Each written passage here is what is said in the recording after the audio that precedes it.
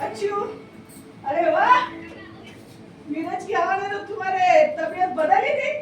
मस्त, बहुत खूब हो गई, तबीयत चंगी हो गई है।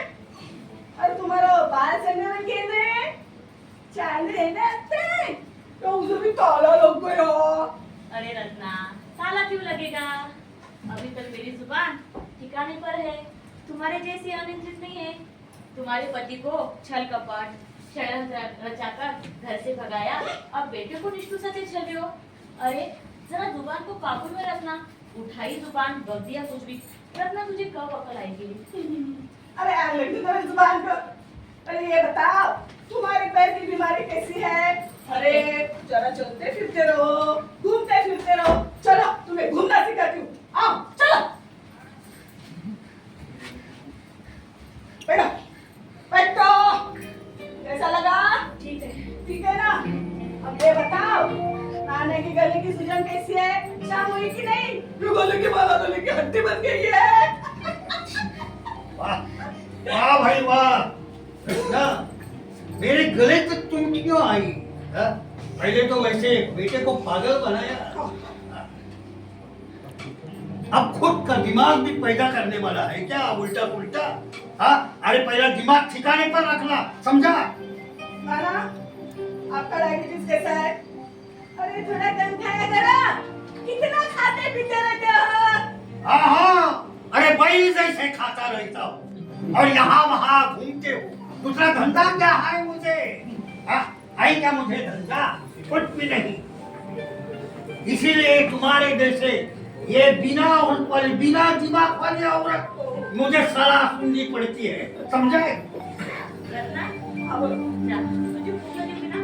अंदर जा, खाना तैयार रखो। जा, खाना खा ले पहले। तुमने तो सुबह से पेट भर के खा लिया होगा। हाँ, अभी मेरी याद आई है। अच्छी बात है, बैठ लो, मैं आती हूँ खाना खा के। घर की रानी बाहर का भरती है पानी, इसीलिए तो बिना मतलब की बातें और आलोचना करती रहती हूँ। दूसरा काम ही क्या है मुझे?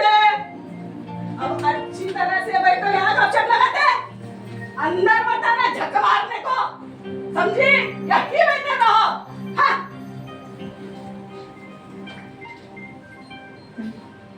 क्यों भाई नाना, इस रत्ना के स्वभाव में कोई सुधार आने वाला है कि नहीं? क्या उसका स्वभाव इसी प्रकार ही रहेगा? दिन ब दिन उसके घटिया बर्ताव से सभी के मन में नफरत और घृणा पैदा हुई है। कोई भी रिश्तेदार उसके आसपास भी नहीं भटकते। उसकी छाया उन्हें अपवित्र लगती है। अरे उसकी मनोवृत्ति ही उसकी है, इसीलिए तो वो मनोरुग्ण बेटे को मनोरुग्ण भी बनाया है। मुझे वो बचपन के दिन याद है। हमारे परिवार में सबसे अधिक वात्सल्यता, ममता, प्यार रत्न में था। वो बड़ी शांत थी, सभी से प्यार करती थी। हमारे पिताजी को नौकरी से रोकने में देरी हुई तो उनका इंतजार करके आंगन में खड़ी रहती थी। माँ उसे समझाती थी, पिताजी बाजार गए होंगे, हो जाते थोड़ी सी देरी, तुम क्यों इस तरह इंतजार करते खड़ी हो? मगर कुछ भी कहो, जब तक पिताजी घर पर नहीं लौटते थे तब तक खाना नहीं खाती थी। और हाँ, सभी का पूछताछ करती थी, ताई ने खाना खाया, माई ने खाना खाया, आई ने खाना खाया। और हाँ, जब तक पिताजी घर पर नहीं आते थे तब तक घर पर नहीं आती थी। सभी से प्यार करने वाली थी। बचपन में प्यार और बुढ़ापे में इस प्रकार दुष्ट, इस प्रकार विरोधाभास क्यों? उसके उस मनुष्य में भी कुछ कारण है। शादी होकर 10 साल बीत चुके थे, फिर भी उसे बाल बच्चा नहीं हुआ था। हमेशा निराशा में रहती थी। सास भी उसका बहुत छल करती थी, विकृति, निर्वंशी, इस प्रकार के कठोर शब्द का प्रयोग अन्ना को हमेशा कहती थी। अरे छोड़ दो उसे, उस अभागन को बाल बच्चा होने वाला नहीं, उसका क्या उपयोग? खाने को काल और धरती को बोझ। मैं तुम्हारे लिए दूसरी लड़की ढूंढती हूँ, कर दो विदाई उसके बाप के पास। रत्ना घर में कोने में बैठकर आंसू बहाते रहती थी। आहिस्ता आहिस्ता निराशा की वजह से मानसिक डिप्रेशन बढ़ गया और हाँ, उसके अंदर का प्यार चला गया, वो उत्सुकता निर्माण हो गई।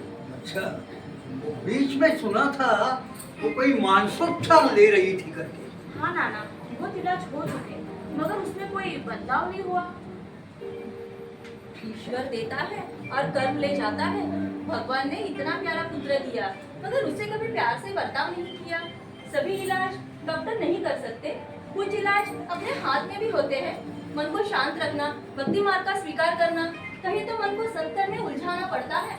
मौसी को कभी धर्म कर्म, पूजा पाठ, पोथी पाठ, इन बातों में रुचि नहीं। दिन भर चिल्लाहट, फालतू बकबक यही मालूम होता है। उस उपचार करने वाले मानसोपचार विशेषज्ञ को भी पागल बनाएगी, लेकिन उनके स्वभाव में कोई बदलाव नहीं होगा। अच्छा अच्छा, लेकिन बेटी अश्विनी, तुम्हारी और अभिजीत की मेडिकल चेकअप हो चुकी है कि नहीं? अभी मेडिकल साइंस में तो बहुत उन्नति हो गई है, काफी प्रोग्रेसिव है। नाना, हाँ। सभी प्रकार की मेडिकल चेकअप हो चुकी है। हाँ, हम दोनों के रिपोर्ट में कोई भी बदलाव नहीं है। डॉक्टर साहब को भी आशा है। बहू, इसी आशा पर हम लोग जिंदा है। कोई चिंता नहीं करना, तुम माँ जरूर बनोगी, तुम माँ जरूर बनोगी। मम्मी, अरे वो मम्मी, और उसके विंदारा का जन्मदिन है। मैं उसके सारसबाग में जो गणपति ना, उसके दर्शन लेने जाता हूँ। उसे जन्मदिन की कुछ चीजें भी खरीदनी है। हमें आने में थोड़ी सी देरी होगी। मम्मी, मैं जाऊँगी विंदारा के साथ। हाँ हाँ, जाओ, लेकिन संभल कर जाना, और हो सके तो जल्दी लौट आना। ठीक है मम्मी, मेरी प्यारी मम्मी। पता है तुम्हें, भाई की पत्नी गुजर के इतने साल हो चुके, तकदीर ने उनके सुख शांति के मेरे जीवन में भी जहर मिलाया। और जब 2 साल का था तब उसकी माँ गुजर गई। माँ का प्यार वो पा नहीं सका, मगर सही रूप में माँ का आशीर्वाद अश्विनी उसे तुमने दिया है। इतने कम उम्र में माँ गुजर जाने से जन्म देने वाली माँ कैसी थी, कौन थी, देवी रजी की स्मृति में नहीं है। उसे आज भी लगता है कि उसकी असली माँ तुम ही हो। अजय मुझे बेटे जैसा नहीं तो मेरा बेटा ही है।